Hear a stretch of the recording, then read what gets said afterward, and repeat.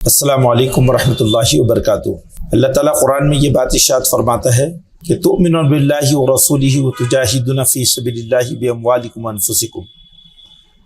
کیا ایمان والو تم اللہ کی راہ میں اپنی جانوں اور اپنے مالوں سے جدوجہد کرو۔ تو یہاں پر اللہ نے ایمان باللہ اور ایمان بالرسالت کے بعد ایمان والوں سے یہ بات ارشاد فرمائی ہے کہ وہ اللہ کی راہ میں اپنی جان اور اپنے مال کو پیش کریں۔ تو ہم دیکھتے ہیں کہ قرآن نے جو پہلا لفظ استعمال کیا ہے کہ تؤمنون باللہ ورسولہ وتجاہدون فی سبیل اللہ باموالکم وانفسکم، اموال اور انفس یہ دو بات قرآن نے کہی ہے۔ تو جب لفظ ہم انفس کو دیکھتے ہیں کہ تم اپنے انفس کو یعنی اپنی شخصیتوں کو اپنے آپ کو اللہ کی راہ میں لگاؤ، تو اس سے کیا چیز مراد ہے؟ اس سے مراد دراصل جہاں پر انسان کی جان ہے تو اسی کے ساتھ ساتھ اس کی جملہ صلاحیتیں بھی ہیں۔ اللہ نے انسان کو جن صلاحیتوں سے مالا مال کیا ہے یا اس کو جو صلاحیتیں بخشی ہیں، وہ صلاحیتیں انسان کے پاس اللہ کی امانت ہیں،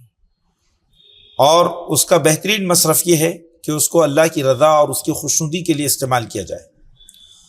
اللہ تعالیٰ نے انسان کے اندر غیر معمولی صلاحیتیں پوشیدہ رکھی ہیں، اور یہ صلاحیتیں انسانیت اور سماج کی خدمت کے لیے اور اللہ کی خوشنودی کے لیے استعمال ہونی چاہیے۔ اس بات کی طرف قرآن و حدیث سے ہمیں بے شمار اشارے اور ہدایات ملتی ہیں۔ تو ہم اس وقت جو مہم منا رہے ہیں وہ مہم کہ کونوا مع الصادقین، کہ وابستہ ہو جاؤ ان لوگوں کے ساتھ جو سچائی کے علمبردار ہیں۔ تو ہم جانتے ہیں کہ جو اجتماعیت اسلامی اجتماعیت ہے، تو اجتماعیت کو بڑے مقاصد کے حصول کے لیے اعلیٰ درجے کی انسانی صلاحیتیں درکار ہوتی ہیں۔ اس لیے اللہ کے رسول صلی اللہ علیہ وسلم نے یہ بات ارشاد فرمائی تھی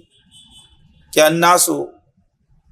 کالمعادن، کہ انسان سونے چاندی کے کانوں کی مانند ہے، یعنی اللہ نے انسان میں غیر معمولی صلاحیتیں رکھی ہیں۔ تو یہ صلاحیتیں جب انسان کسی بڑے مقصد کے لیے استعمال کرتا ہے تو ان صلاحیتوں میں برکت بھی ہوتی ہے، اور یہ صلاحیتیں اللہ کے نزدیک مقبول ہو جاتی ہیں، یعنی دنیا و آخرت میں انسان کے لیے خدا کی پسندیدگی اور اس کی محبت کا سبب بن جاتی ہے۔ تو آج کے اس دور میں وہی قومیں اور وہی جماعتیں صحیح معنوں میں کامیاب ہیں کہ جن کے مقاصد کے لیے افراد اپنی صلاحیتوں کو نچھاور کرتے ہیں، اپنی صلاحیتوں کو لگاتے ہیں۔ رفقائے محترم، آج کے حالات میں تحریک اسلامی کو، جماعت کو ایک بڑے مقصد کے لیے آپ کی صلاحیتیں درکار ہے۔ خدا نے جو مختلف صلاحیتیں ہماری طبیعت میں ودیعت کی ہے، وہ صلاحیتیں اللہ کی عظیم امانت ہیں۔ اگر ہم ان صلاحیتوں کو جماعت کے اور اقامت دین کے عظیم منصب کے لیے لگاتے ہیں تو یہ صلاحیتیں نہ صرف یہ کہ ہمارے لیے دنیا و آخرت میں کامیابی کا ضامن بنے گی، بلکہ ان صلاحیتوں میں غیر معمولی اضافہ ہوگا۔ فرد میں اگر قائدانہ صلاحیت ہے تو اجتماعیت میں آ کر وہ قائدانہ صلاحیت اپنے بام عروج پر پہنچتی ہے۔ فرد میں اگر تصنیف اور تحقیق کی صلاحیت ہے تو جب وہ بڑے مقصد سے آراستہ ہوتا ہے تو اس کی تصنیفی اور تخلیقی صلاحیتیں وہ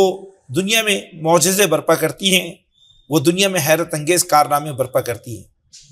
فرد میں اگر انتظامی صلاحیتیں ہیں تو انتظامی صلاحیتیں اپنے درجہ کمال کو پہنچنے کے لیے